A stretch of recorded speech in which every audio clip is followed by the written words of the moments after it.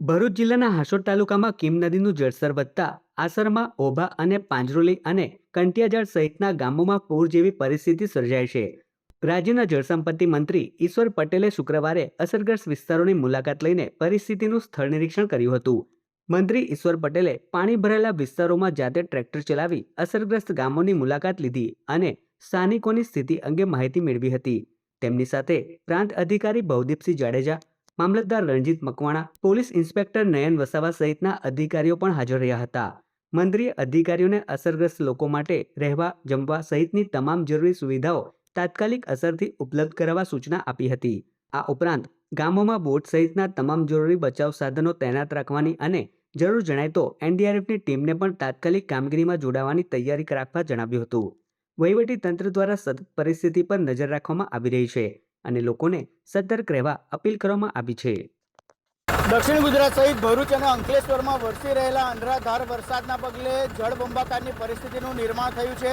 ખાસ કરીને હાસોટ પંથકમાં કીમ નદીમાં ઉપરવાસમાંથી પાણીની વિપુલ આવકના પગલે વિવિધ ગામોમાં પાણી ભરાયા છે. ત્યારે રાજ્યના જળ સંપત્તિ મંત્રી ઈશ્વરસિંહ પટેલે ટ્રેક્ટરમાં સવાર થઈ અને આ ગામોમાં મુલાકાત કરી છે અને નિરીક્ષણ કર્યું છે. આપણી સાથે ઈશ્વરસિંહ છે, તેમની સાથે વાત કરીશું. સર, આજે ગામો છે, ગામોમાં કયા પ્રકારની હાલ પરિસ્થિતિ?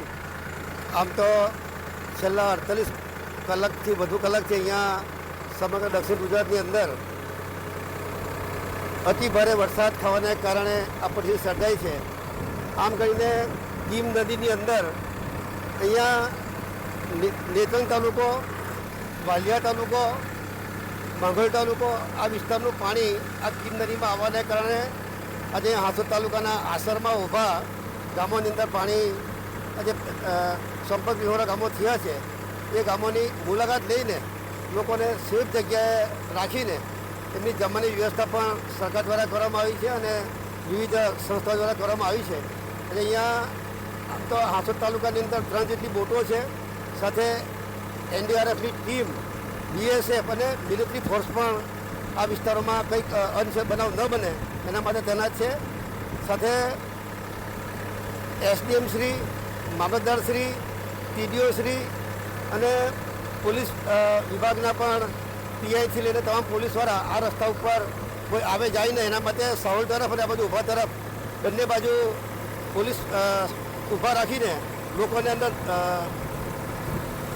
લોકો ન જાય એ માટેની પણ વ્યવસ્થા કરવામાં આવી છે. અને જે પ્રકારે સરકાર દ્વારા પણ જે પગલાં લેવાઈ રહ્યા છે એમાં તમામ અધિકારીઓ સતર્કતાપણે પોતે પોતાની ફરજ નિભાવી રહ્યા છે અને જે લોકો ફસાયા છે એ લોકોને સેફ જગ્યા કરવાનું કામ પણ કરી રહ્યા છે. આ હતા રાજ્યના જળ સંપત્તિ મંત્રી. તેમણે કહ્યું છે કે તંત્રને જરૂરી સૂચના આપી દેવામાં આવી છે અને જરૂર જણાયે સ્થળાંતર સહિતની પ્રક્રિયા હાથ ધરવામાં આવશે. જય વ્યાસ, કને ગુજરાત, અંકલેશ્વર.